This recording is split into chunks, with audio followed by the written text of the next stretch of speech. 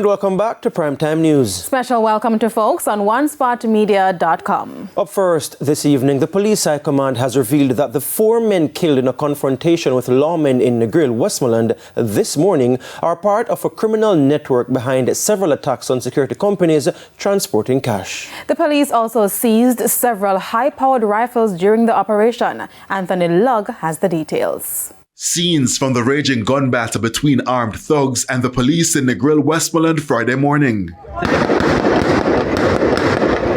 It all unfolded sometime after 9 when the police, acting on intelligence, carried out an operation in Negril Square to apprehend men planning to execute a major heist on a security company transporting cash. During the operation, the police intercepted several vehicles with gunmen aboard. Police Commissioner Dr. Kevin Blake explained what happened next. Unfortunately, the suspects chose to engage the police, resulting in a gunfight.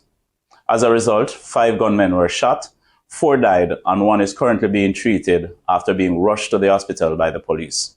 6 weapons were recovered, including 3 high-powered rifles. TVJ News understands that at least 2 of the men are from Westmoreland, while another is said to be from St. Catherine. Deputy Commissioner in charge of crime Fitz Bailey says Friday's operation is part of an investigation which dates as far back as February 2023. So far, 8 persons are in custody in relation to the matter. While not providing much details, DCP Bailey says the men involved in Friday's confrontation are linked to the multi-million-dollar Beryllium Heist in Manchester last year. It's a continuation of those investigations, and it's basically the same criminal networks that have been involved. I like to highlight the fact that what we find is that a number of criminals from different organizations have actually come together in this effort. Meanwhile, Police Commissioner Dr. Kevin Blake says the operation underscores the JCF's commitment to combating criminal activities and dismantling gangs. He again warned criminals against engaging the police in a shootout. Our superior training will cause us to come out victorious in these operations.